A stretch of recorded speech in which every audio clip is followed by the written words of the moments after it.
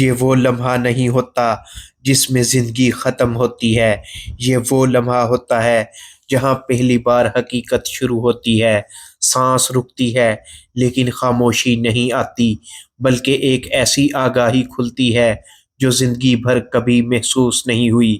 ایسا لگتا ہے جیسے کوئی چیز بہت نرمی سے مگر مکمل طاقت کے ساتھ وجود کے اندر سے الگ کی جا رہی ہو۔ یہ تکلیف نہیں ہوتی مگر تکلیف بھی ہوتی ہے، مگر سکون نہیں ہوتا اور سکون بھی ہوتا ہے۔ ایک ایسی کیفیت جو نہ پہلے کبھی دیکھی گئی نہ سمجھی گئی، اور پھر اچانک سب کچھ بدل جاتا ہے۔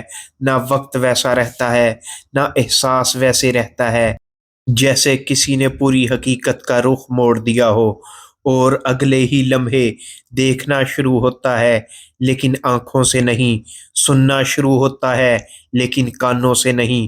یہاں سب کچھ ہو رہا ہوتا ہے مگر وہ طریقہ نہیں ہوتا جس کا انسان عادی تھا۔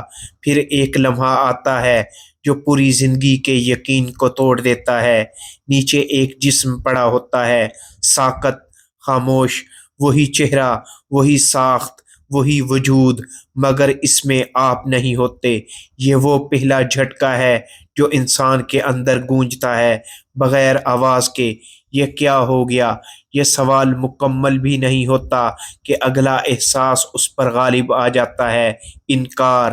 چند لمحوں کے لیے ایسا محسوس ہوتا ہے جیسے یہ سب حقیقت نہیں، بس ایک کیفیت ہے، لیکن ہر گزرتا لمحہ اس یقین کو توڑ رہا ہوتا ہے، اور پھر خوف داخل ہوتا ہے۔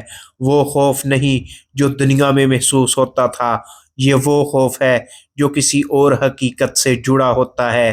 دل نہیں دھڑک رہا پھر بھی بے چینی بڑھ رہی ہے، سانس نہیں چل رہی پھر بھی گھٹن کا احساس ہو رہا ہے، کیونکہ اب ایک اور پردہ اٹھنے والا ہے۔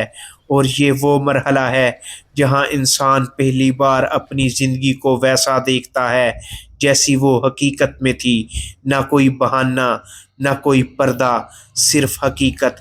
یہاں ایک خواہش جنم لیتی ہے، بہت شدید، اگر ایک موقع مل جائے، لیکن وقت اب موقع نہیں دیتا، اور ابھی صرف چند سیکنڈ گزرے ہیں۔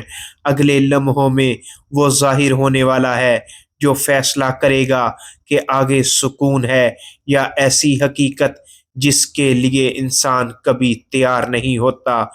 وہ چیز آخر کار سامنے آتی ہے جس کا احساس تو تھا مگر یقین نہیں تھا۔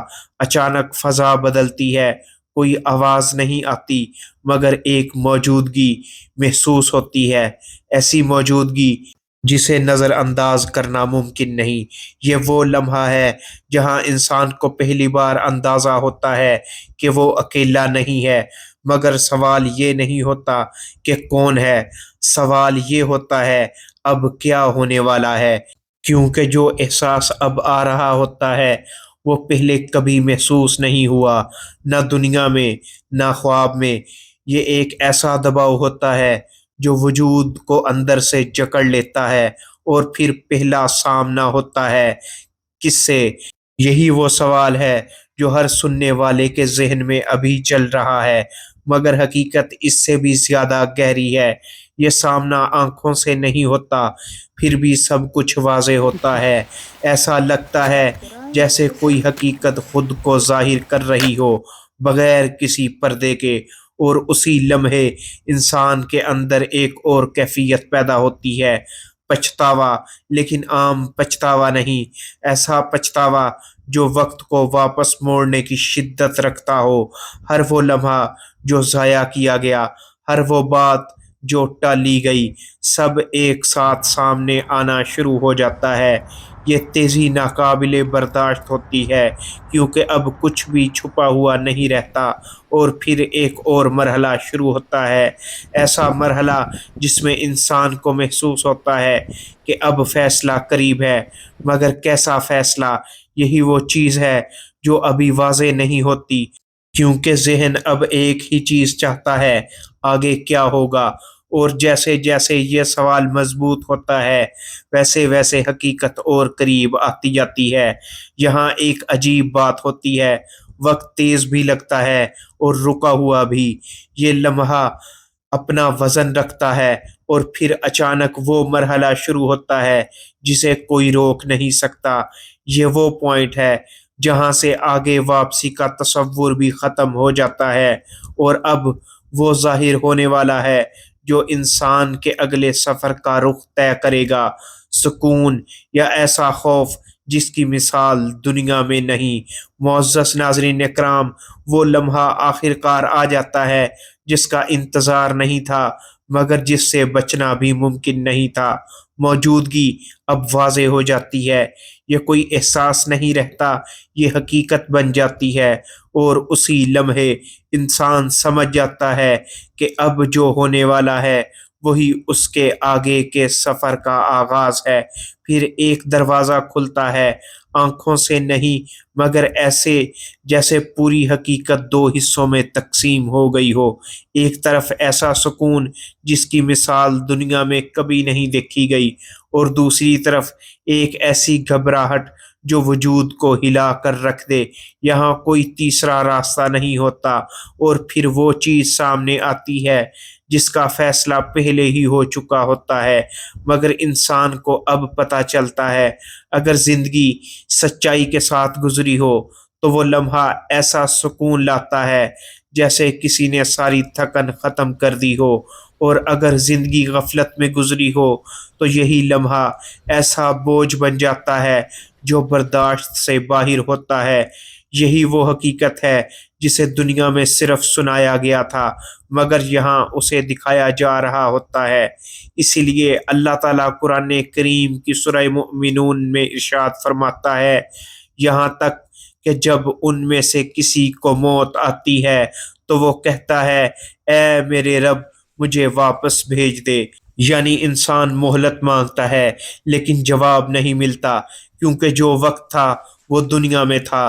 اور اسی طرح صحیح مسلم کی حدیث پاک ہے، نبی کریم صلی اللہ علیہ وآلہ وسلم نے ارشاد فرمایا، قبر انسان کے لیے یا جنت کے باغوں میں سے ایک باغ ہے یا جہنم کے گڑھوں میں سے ایک گڑھا۔ یعنی فیصلہ وہی ہو جاتا ہے جہاں سے یہ 60 سیکنڈ شروع ہوئے تھے۔ اور حیران کن بات، یہ تصور صرف اسلام میں نہیں بلکہ ہندو دھرم کی کتاب وشنو پرانا میں بھی اشارہ ملتا ہے کہ مرنے کے بعد انسان کو فوراً اپنے اعمال کے نتائج دکھائے جاتے ہیں۔ اسی طرح سکھوں کی مقدس کتاب گرو گرنتھ صاحب میں بھی ذکر ہے کہ انسان کے اعمال ہی اس کے اگلے مرحلے کا راستہ بناتے ہیں۔ لیکن اسلام نے یہ حقیقت 1450 سال پہلے مکمل وضاحت کے ساتھ بیان کر دی تھی، اور اب سوال یہ نہیں ہے کہ ان 60 سیکنڈ میں کیا ہوگا، سوال یہ ہے جب وہ 60 سیکنڈ شروع ہوں گے تو انجام کیا ہوگا؟ سکون یا وہ حقیقت جس سے انسان پوری زندگی بھاگتا رہا؟ معزز ناظرین اکرام، روح کیسے نکلتی ہے؟ روح نکلتے وقت انسان کو کیا محسوس ہوتا ہے، اور کن کو تکلیف ہوتی ہے، اور کن کو سکون ملتا ہے، یا کن کو سکون نہیں ملتا، یا کن کو تکلیف نہیں ہوتی؟ یہ ہم وضاحت کے ساتھ بیان کریں گے اگلی ویڈیو میں۔ یہ ڈیپینڈ کرتا ہے کہ آپ اس ویڈیو کو کتنا پسند کرتے ہیں۔ چینل کو سبسکرائب کریں، ویڈیو کو لائک اور شیئر کریں، کمنٹ میں اپنی رائے کا اظہار بھی ضرور کیجیے گا۔ اللہ حافظ۔